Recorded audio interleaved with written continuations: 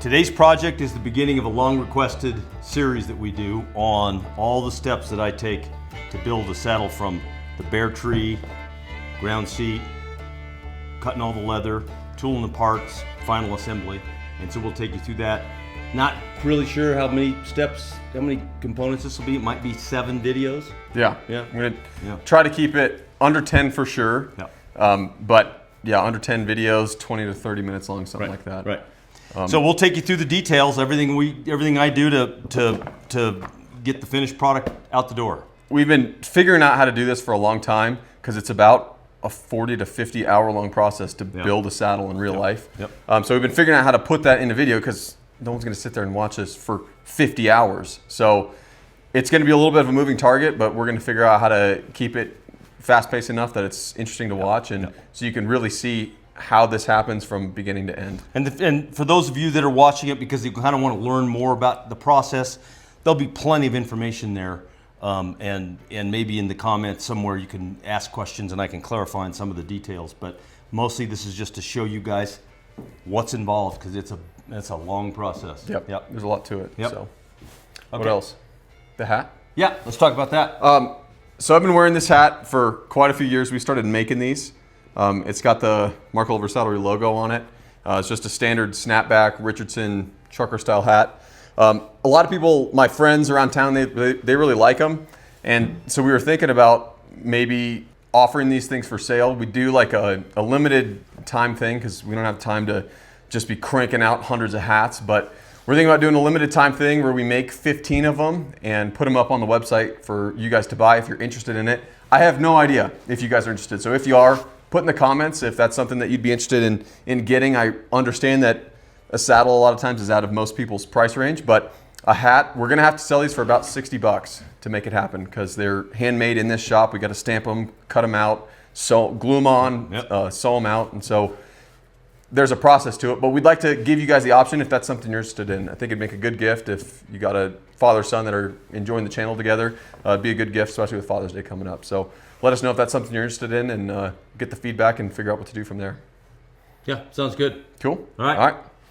Show me how it's done. I'll find my spot behind the camera again. Okay, so this saddle project, this is the Round Mountain Wade on my website for a customer. So the way this starts is after my customer sends me a deposit and we get all the details about the order process done with them, I send them a simple set of wither templates and measuring instructions so that they can measure their horse, and the instructions to measure themselves, so we can get the thigh distance and all the specific details for this tree to be built. And based on those measurements, I'll have the fork made the right width and the right angle. It doesn't matter, if you see a saddle posted that says it's semi-quarter horse bars, quarter horse bars, they don't mean much. It's sort of like hat grades. 4X, 5X, it's lost meaning because they don't give you measurements. What you care about is point-to-point width and then the total angle of the bars. And then that carries through with the rocker. And you can also adjust the rocker, which is the curve of the bars here. But it's all based on that width and that angle. This is where most of the problems happen, is the way these bars strike the horse's withers. So anyway, after that, those measurements are done. Then I get the tree built by Bowden Saddlery. Every single one of them are made that way. I've been working with them for 30 years. These are rawhide covered ponderosa pine. Wow. Colorado ponderosa pine, is specifically Colorado ponderosa pine. No kidding. Made in Texas. Yep. Wow. This particular tree style, 58 Wade, I have them make the horn the way I like it. I order it with a 3-inch cap, and that can be adjusted. Everything's adjustable. My standard candle is 4 inches high. And what I'm going to do today is walk you through the process of beginning the all-leather ground seat, which is the way I build them. I build all my saddles are made of these parts. So this is the first ground seat piece. This is 16-ounce skirting is what I use on this. So that's the first seat, the first piece that goes in. Next, I do a riser rawhide piece that goes on top of that. And I'll show you how this all gets cut out. This has been cased so it's got the right moisture content. And then there's a semi-final piece that goes here that I can then adjust any depressions that form so we get a nice smooth round seat. Then I'll do filler, if any low spots, and we'll show you that process. And then the final ground seat piece goes on that. And that's then skived down to give it a nice, smooth, true shape so that there's no high spots, low spots, or anything like that. The final process ready to get the seat fit, it looks like that. So that's after the final ground seat piece is on. And you can hear it's, and there's no metal involved. And it's also perfectly smooth. Nice deep dish in the cantle so that you can get your riding position centered. I'll adjust the height of the rise depending on the rider. Typically, the bigger the seat, the lower the rise. It kind of depends on how the person's body is shaped. And then we'll take you through doing the final seat process. Let's get started. We picked a winner for the wallet giveaway. I want to first of all say thanks a lot for all of your response and comments. That was a lot of fun. Oscar's the winner. Look in your comment box, Oscar, and we've told you that you won. Give us your information so we can get this mailed to you. We'll get it out. Thanks a lot. One of the great things about ponderosa pine is weight to strength ratio. So this tree could be made out of oak and it'd be stronger, but it would weigh a ton. And so to get a nice lightweight tree, this thing weighs about 5 pounds. You combine the rawhide, the full rawhide covering with that ponderosa pine frame, and you get a nice lightweight, super strong tree. And interestingly, this fork, just as a piece of history, the way this fork was originally done, and the reason it's called a fork, is it was taken from a fork of a tree. And so these are the two branches. Sure. And that's the stem, right? And they would just cut the fork out and they'd shape this part and hook bars to it. Wow. That was the original fork. Yep. Interesting. So to give you a quick, for those that are interested, this is one piece of wood right here. This whole piece right here in the horn, this is all one piece of wood. This is all one piece of wood, laminated. Okay, so this is layers versus one chunk. It's like plywood. And then each of these bars is one piece of wood. So it's a 4-piece process. So you have, and you can probably see it, if you look really close on this tree, you can see that it's stacked vertically. Sure. Yeah, you right? can see the, Yes. Yep. So you've got the grain going the right direction. It gives you the most strength. Yeah. And these are unbelievably strong. It's old world. They've been making trees like this for centuries. How many broken trees have you had of saddles you've made? Never had a broken tree. Wow. Remember the guy that said that saddleback said it was broken? No, wasn't broken. Tree wasn't broken. No. This is an all natural product. Wood and rawhide. The enemy of this is water. You can never take this saddle swimming. Because what will happen is it'll rehydrate the wood, rehydrate the rawhide, and the whole thing will twist and fall apart and ruin it. So anytime you see someone swimming with their saddle, my first thought is it's either a plastic tree or that's a ruined saddle.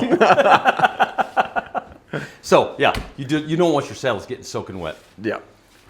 Okay. So when they can handle a little bit of rain. A little bit of rain, right. But when we go hunting and if there's a lot of rain, we actually have these vinyl covers that we put on the saddle. Yeah, They're covers going the to be leather. sitting in the rain at all. Right, So yep. keep the... I mean, the leather will keep it dry for a while, but there's a point at which, it can't do it anymore. It soaks up all the water.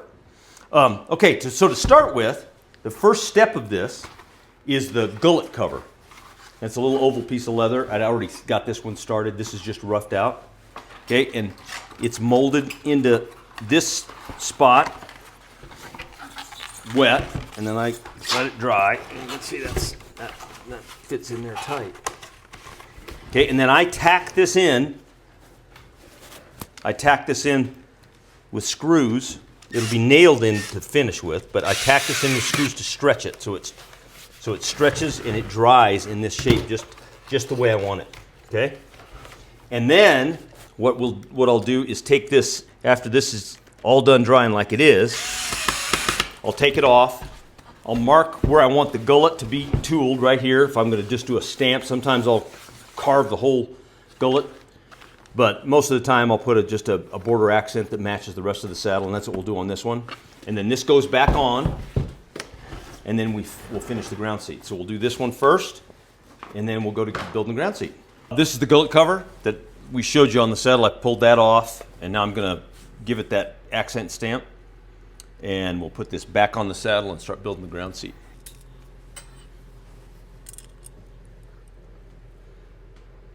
The stamp is this arrow weave.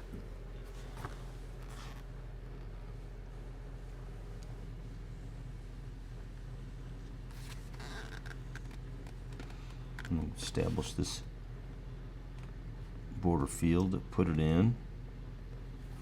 And just to give you an idea, I don't know we've talked about this. What I did with this is a standard everyday divider, and it had just 2 points, and I just filed this end down and put a fairly sharp edge to it, so that when I drag this through my guideline, I'm making a really deep, almost cut impression, almost get away with not hitting that again with a knife by doing it that way. When you're doing this, when you're following a guideline, just a real quick point, when you're following a guideline with your blade, don't push too hard. Just let the blade itself follow the line that you made, so it'll travel right and not do what I just did right there. We'll go clean that up, get that all nice and even. We hit it with this.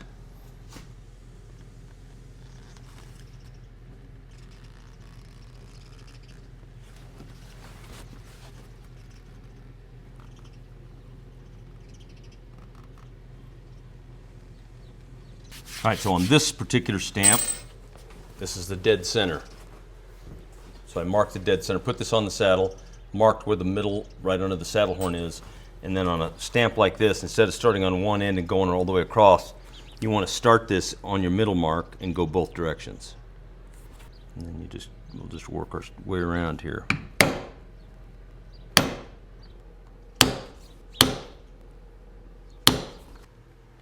All right, just got this tooled. Let's get this fitted up on the tree. The good thing about having the screw holes, they're my guide, they're my keyway, so I can put everything back on the way it came off.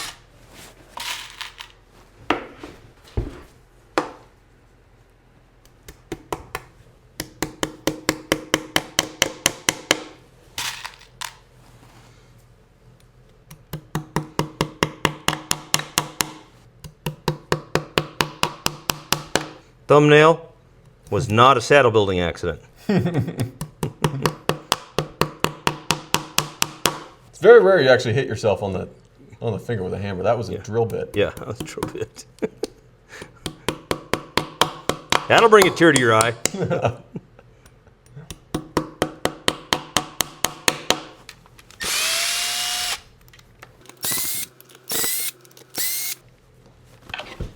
So I'm cutting this with a real feather to it, so it lays down underneath the fork cover when it's all done.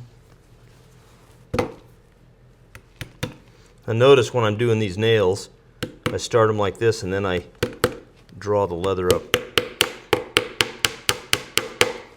as I tack it so that it stretches them just a little bit.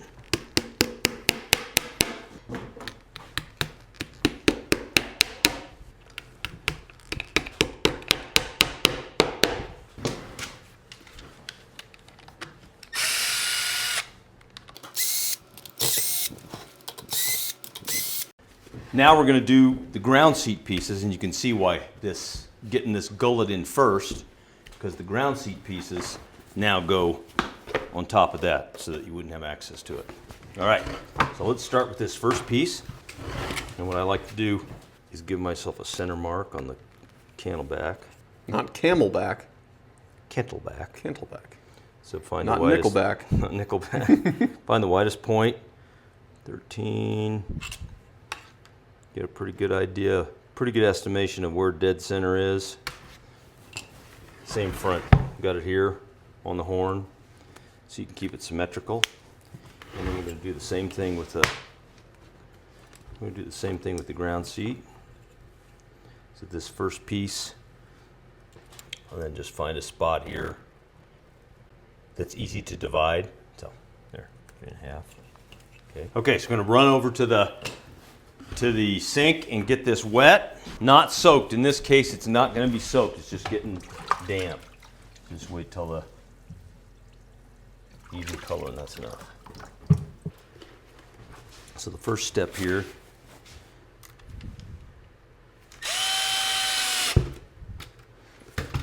find the beginning of it.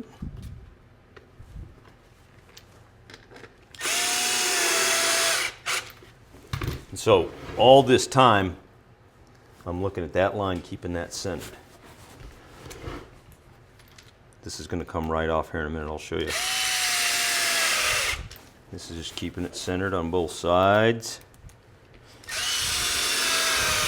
I'm going to flip it over.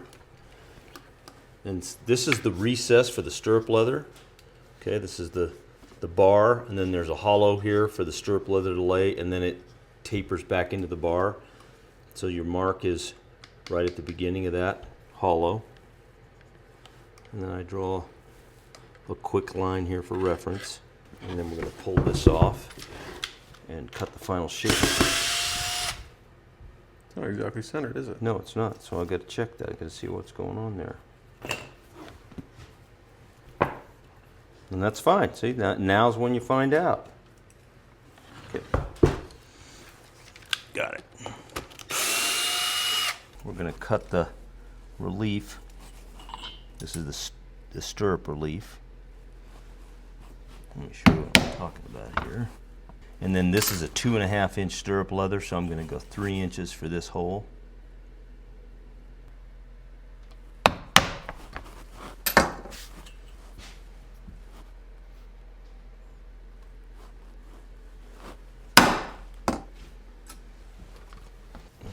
Cut this.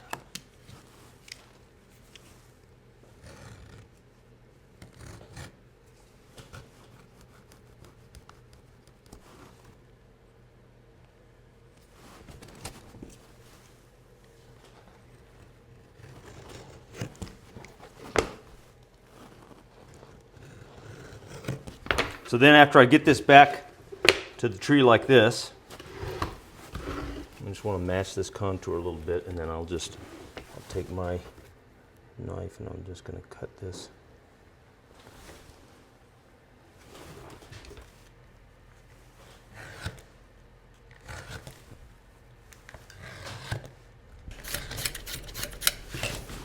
All the way around, you want to feather these edges down to just paper thin, like right here. Needs to be really thin. And along here needs to be thin.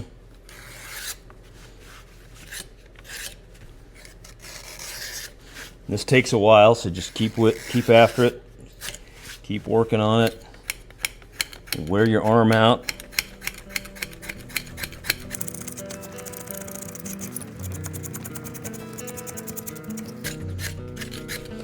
Had a customer come in here one time and say, later told a friend, God, went into his shop and it looked like it snowed leather.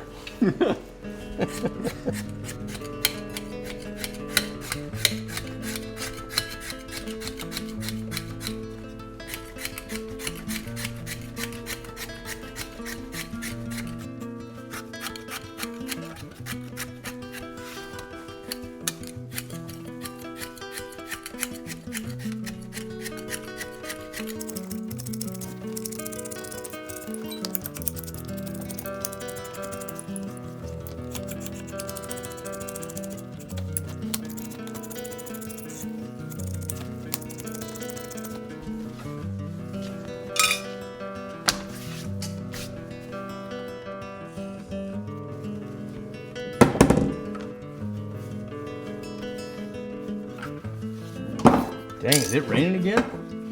Maybe. Good. That's good. All right. So now that we got that skived down the important places,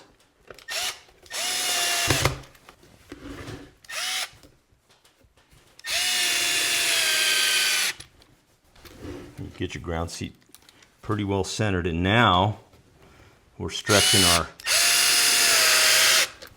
You're going to see I'll pull out these screws and put them back in several times. Get this stretched just right. These are stainless steel screws. reduce corrosion. Now see how I'm starting at an angle and then rolling it. See how that's kind of stretching the leather? Can you see that? Mm-hmm. And have it pop off because it's a crappy Phillips head. Yeah, that's right. It's like that. Okay, there's the beginning of it. Wow. All right, now, what we're addressing here is the rise, and there needs to be more, so I'm just gonna raise this up a little bit and stretch this piece forward, and it's gonna be held into place by that piece of rawhide.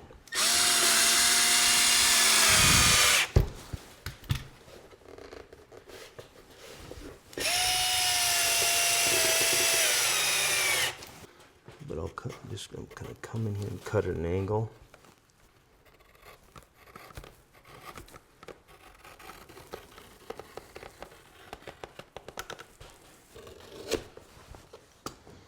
Just like that.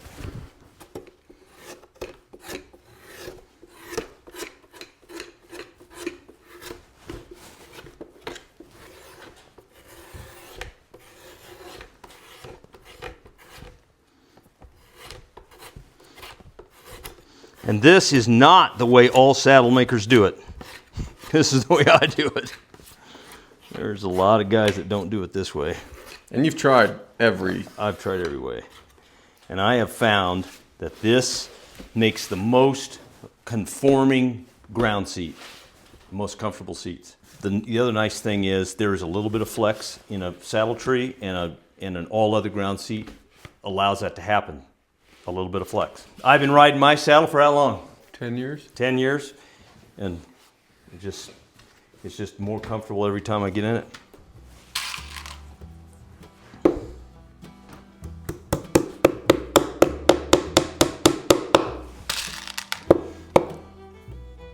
run these along the edge here.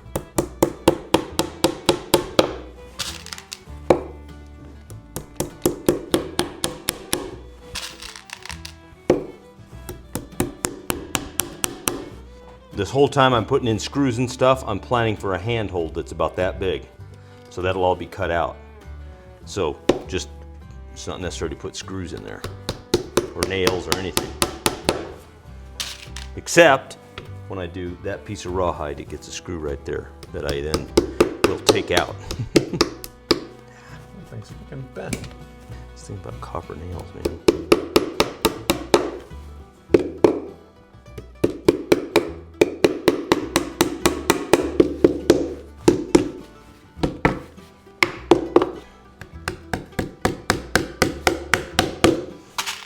Be careful when you're driving nails in this part. Go at an angle so that they don't poke out the other side, right? That'd make for a rodeo. You gotta be nice to your horse.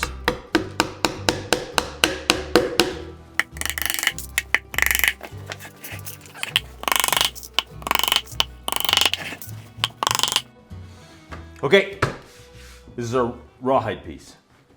And I got this marked out. This is gonna go right here. We're gonna glue this down right now, and then we'll pin it in a few spots to hold it true. And then this is the next ground seat piece, and this is gonna cover all of that up. And then comes the filler and the final ground seat. So we'll get to that here in a bit. So let's glue this up.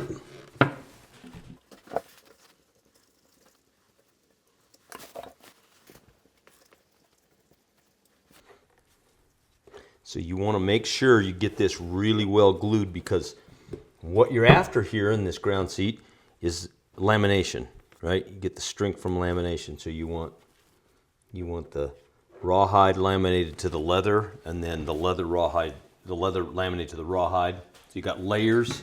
Those layers of lamination give you that extra strength versus just one layer.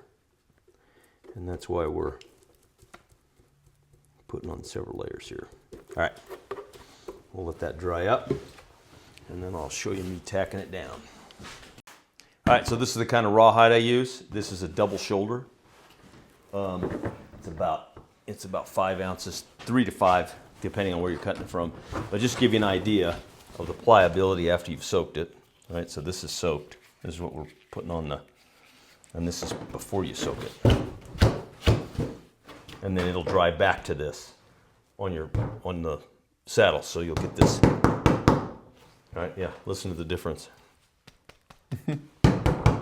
Yeah. It's amazing. Yeah. It's absolutely amazing Super stuff. tough stuff. So give me some more info on rawhide. So how's it made? This is exactly what this is. This is the only thing that's been done to this is had the hair taken off. And then it's stretched and dried. And this is the most basic form. From here, this will go through the chemical vats, the tannins and all the things in the tanning process, whether you're going to make chrome tan or veg tan. This is the raw stock. Gotcha. Yeah. Interesting. Yeah. Huh. So this has been taken off the animal. Now this has been actually leveled. So you can see this is the hair cell side. See how it's kind of smooth? And is this the... This is the side that... What's that one? Yeah, right down the middle of the back. Is it? Yeah. Okay. This is double shoulders, right? This is the neck. And then this is the back side. This whole piece of rawhide, would be, yeah, from me to you. Wow. And that's how big a cow hide is. Holy yeah. cow. Yeah, they're Holy cow. gigantic. Literally. And then they shrink down as you tan them, right? As you start to get some density to the leather, they shrink down. But yeah, so that's just it. Simple. Make drum heads out of it. You know, all Used kinds to of lash stuff. down your arrowheads. Yeah, that's right. And it is a pain in the butt to work with. I know there's a lot of braiders out there that work with rawhide, so they know that's a pain in the butt to work with. Gotta have it just right. If it's too dry, it's too stiff. If it's too wet, it's gummy. You know, rawhide's very temperamental.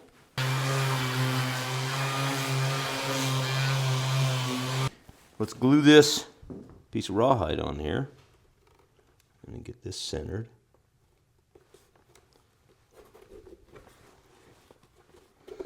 It's good and the glue is good and tack. And you don't want to stretch.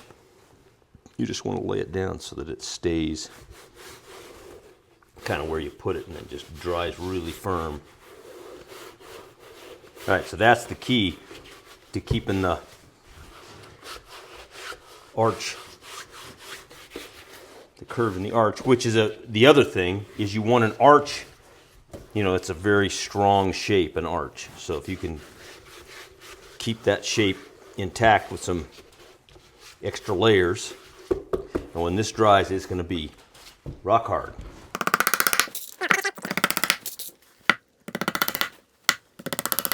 All right, got her all nailed up.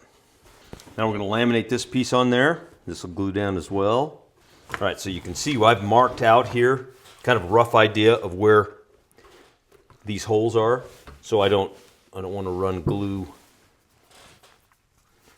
too far down the sides there so that it doesn't get tacky to the stirrup leathers, because the stirrup leathers are going to ride underneath these.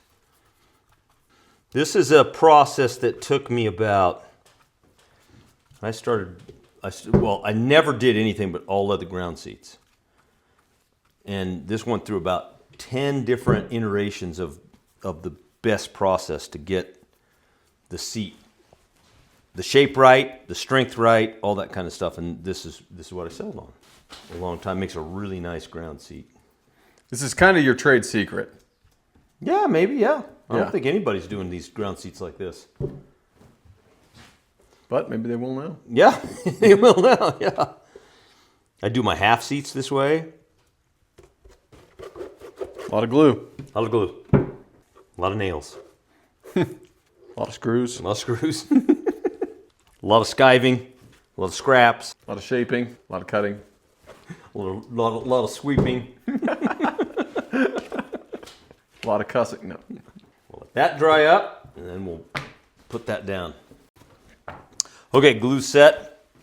Here's this third ground seat piece. We'll glue this down.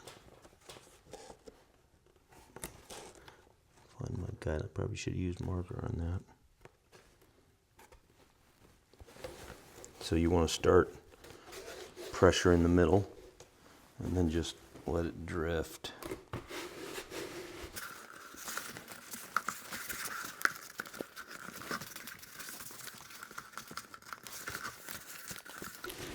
This is where a walloper comes in handy.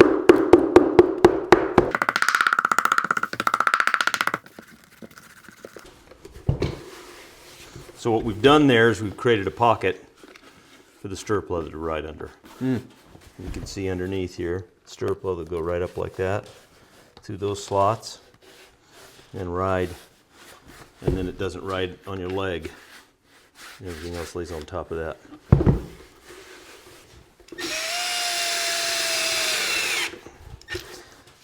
And that'll just be a tack for now, keep it from pulling away while it dries. Okay, so after this is all dried up, we'll do a little skiving on this and get it to the right shape, and then we're going to put in plugs here. They'll go like this to fill this depression in, and then when that's done, we can do the final ground seat. Next step on the ground seat is going to be filler, and what I do is I apply, this is just drywall mesh, and I apply that and tack it down to give the filler some substance. Now the filler has no structure, there's no strength to the filler.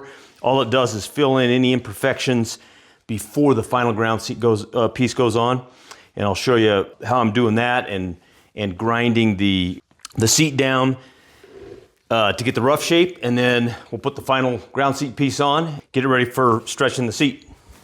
Got the filler mixed, and what we'll do is just apply this, just flood it on here, and then I'll move it around and put it in the places that give it the most, places that need it the most. I've tried over the years many different materials to do this filling with without adding a ton of weight to the overall saddle, like just depending on just total layers of leather. And Dexamine, and there's another epoxy material, but it doesn't sand very well. This stuff, which is marine filler, works great for both those purposes. It's lightweight, it's easy to manipulate to start with, and then it also sands really nicely. So this lets me give it a rough shape, and I'm looking to keep the dish there, and I want to take a little bit of the barrel out of it so that you're sitting more directly on your seat bones and not on your inner thighs. And that's the only place it gets it, is right there in the seat. And then I'll show you sanding it here, the next step. And this is just an eyeball thing. I'm just looking for a nice symmetrical finish. We'll sand away quite a bit of this before it's all done. And again, it doesn't have any structure. It's just filling low spots and helping with high spots. So there it is. We'll let that set up. Putty's dry, ready for final shaping. It's a really dusty process, so I've got the mask on. We're out in the hay barn. Just gonna keep it out of the shop. Gets everywhere. Learned that the hard way. All right, here we go.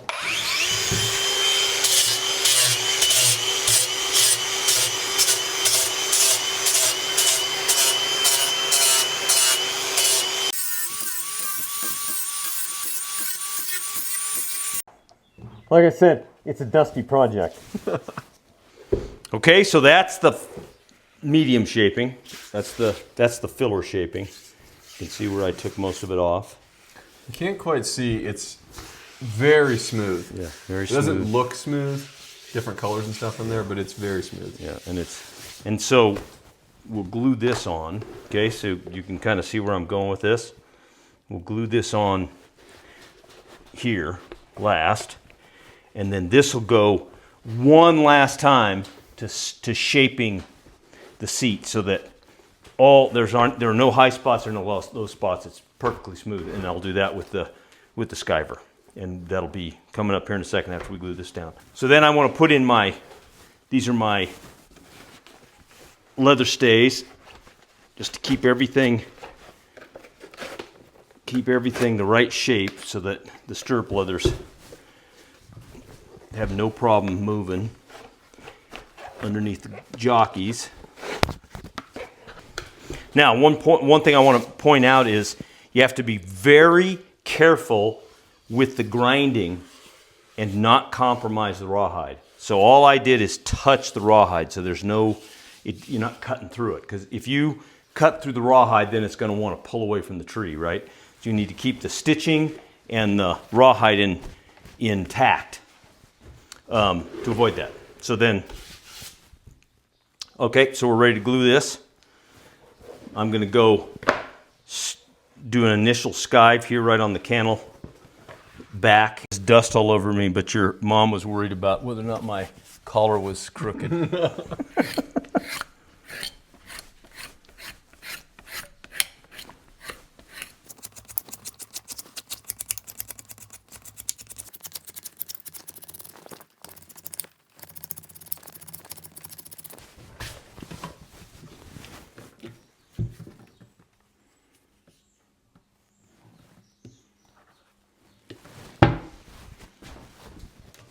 I'm a glue pusher.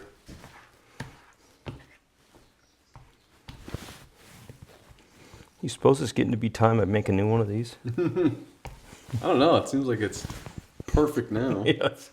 It just gets better and better. Yeah. Gets wider and flatter, and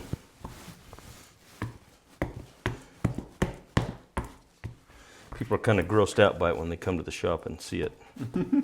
Don't understand what it is.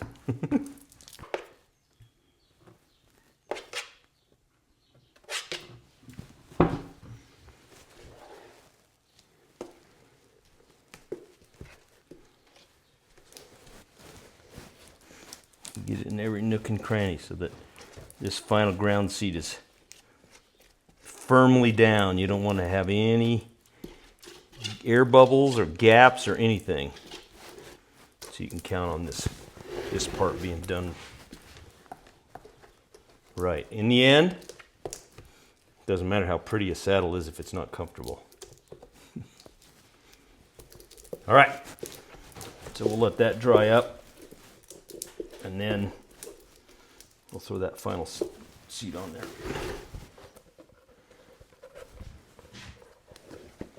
So now we're going to glue this down. Start right here. It's not super critical that it says in exactly the right place, but you want it pretty centered. And see how I'm just working the center first. Make sure you get that center down, and then we're going to stretch these wings like this. So they lay down.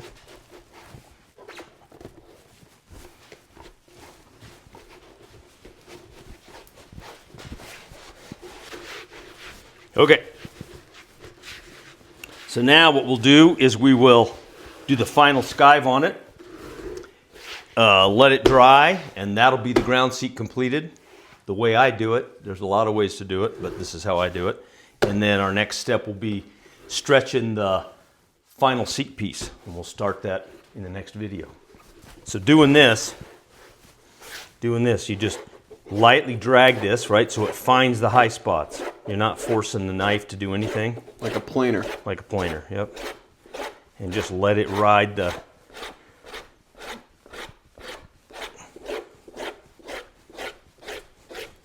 And on this step, I'm going to go several different directions.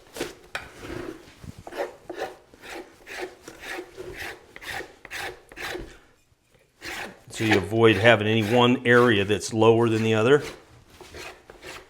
The critical area is right here for the seat bones. You want to make sure that that's perfectly sculpted so that there's no place on it that causes the rider discomfort, since that's how you're communicating with your horse. And if you're wiggling around because you're uncomfortable, your horse thinks, what's he trying to tell me? So I take a lot of time to get this part really just perfect.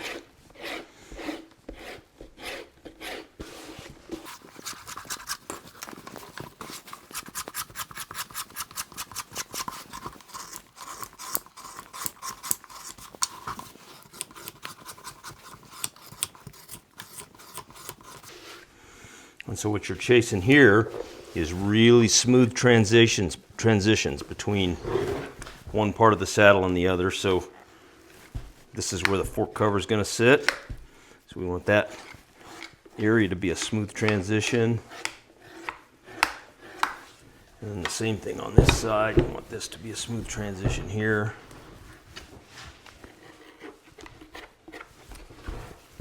And then you've got a pocket. So what we've done is we've formed a pocket for the stirrup leather, so you've got good freedom of movement.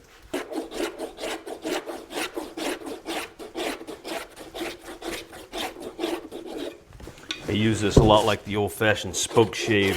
Mm-hmm.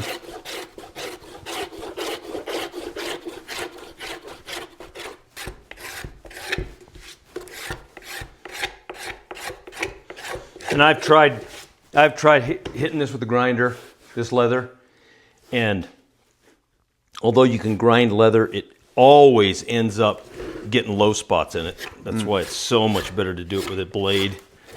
Damp leather with a blade, and you can just drag that surface just exactly the right depth, and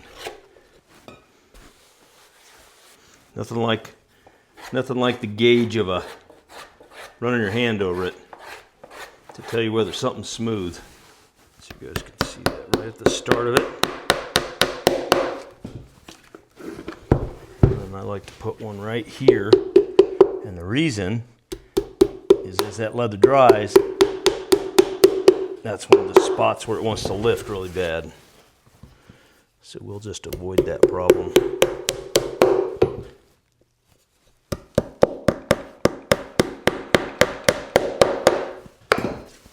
So that is a finished ground seat. We'll let that dry up for a day or two before we put any pressure on it, and let the rawhide dry and harden that arch up, so it holds its shape. And then we will build and we'll get it ready for the next piece, which is, to fit up like this, the final seat piece.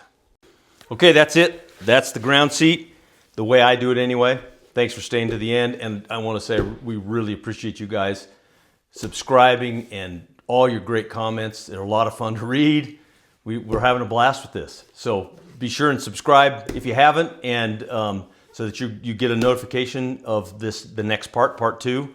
That'll be in, I don't know, a couple weeks probably, or less, I don't know. And we'll just let you know when it's out there. Thanks.